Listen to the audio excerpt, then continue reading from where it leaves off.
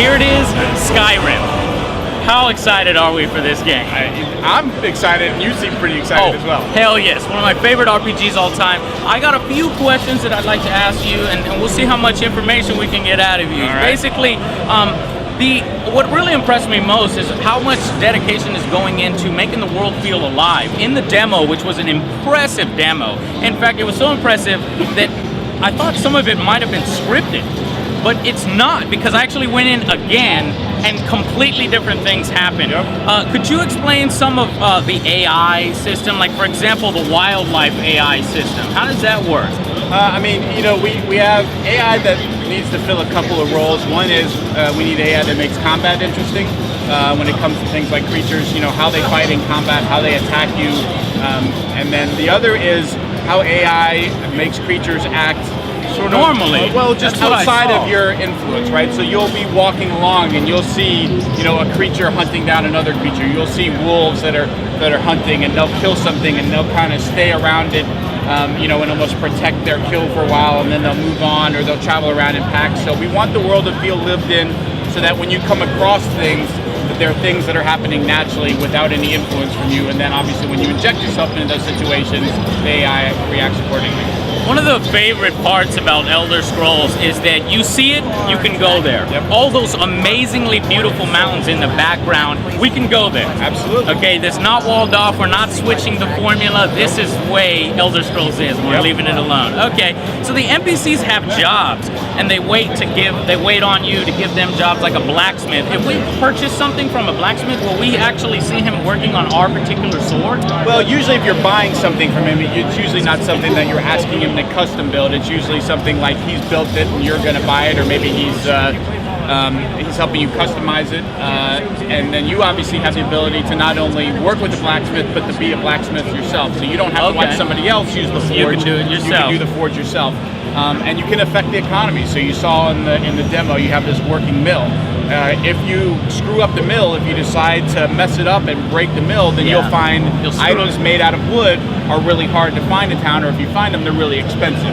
So you do have some impact on the world. We don't want it to become this game of control the economy, but we do want it to be a game where you do things in the world and you see the impact or results of it. Dragons have finally appeared in the world of Elder Scrolls. I gotta say, they look fantastic in the demo. They are randomly generated, so it's not scripted events. Is there a set limit of dragons, or there's an unlimited amount of dragons? Unlimited number. Unlimited. Is there dragon riding? We know there's horse mounts. Can you ride a dragon in this game? We're not really talking about outside of horses, but the primary purpose of dragons. So there's other transportation modes besides a horse. No, the horse is going to be your primary source of getting around and moving around the world quickly. But the focus of dragons is not, hey, I want to grab one of those and put a saddle on it. They're a large creature boss type fight. That when you come across, it needs to be a big cool moment that feels awesome and epic, and hopefully we've captured that. So the game takes a lot of cues from Fallout 3 with the random encounters. Could you describe how some of these have some emergent quests and how that AI system works? Yeah, so the system that we've come up with is called Radiant AI.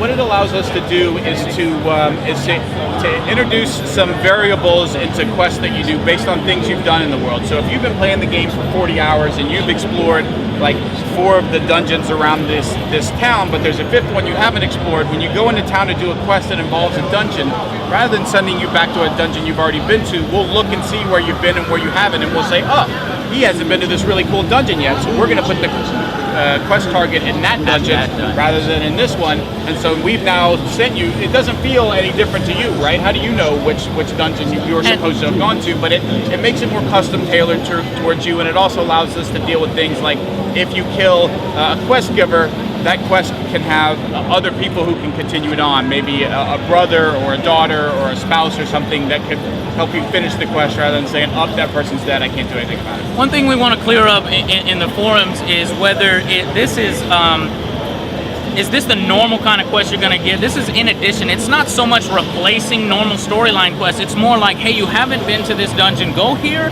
Or is this the core of your... The idea is that you don't actually notice. You don't notice the quests because to answer your question, no, all of the quests are not done this way. Okay. Some of them are very specific all the way through. Handcrafted stuff. And send you to a very specific location to talk to a very specific thing, and some of them are not. Some of them introduce, you know, some elements into it to try and make the gameplay more personal towards you, but the idea is that you don't notice it, right?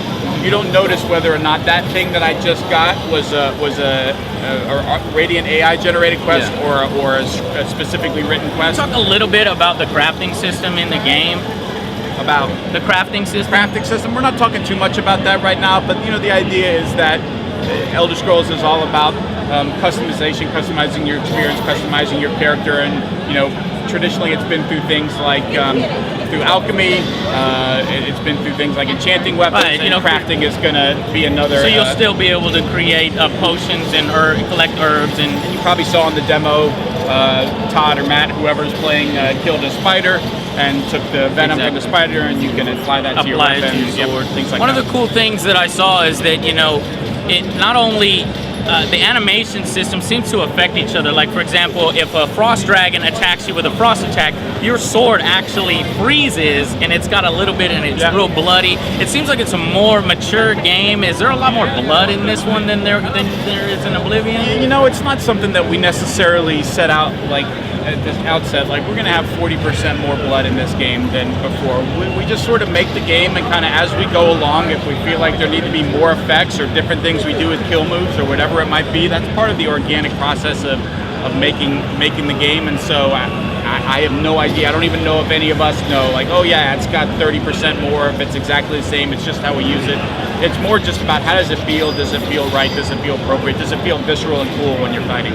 Okay, and the demo that I saw, guys, was fantastic. I mean, the only one critique I would have is when you do open your inventory system and you see your sword, a glass sword, there's no indicator of whether that sword is better than the sword that you're holding. It's all temped in, and we're changing all that, so when you're going and looking at you can see, compare weapons to other So that's weapons. not the final build, is what you're saying? That's not, oh, of course not. I mean, this is early. This is early exactly. But I mean, not the final build, but that's not what the UI UI we have is. all kinds of UI stuff that's still going in and being tweaked and changed as part of the process.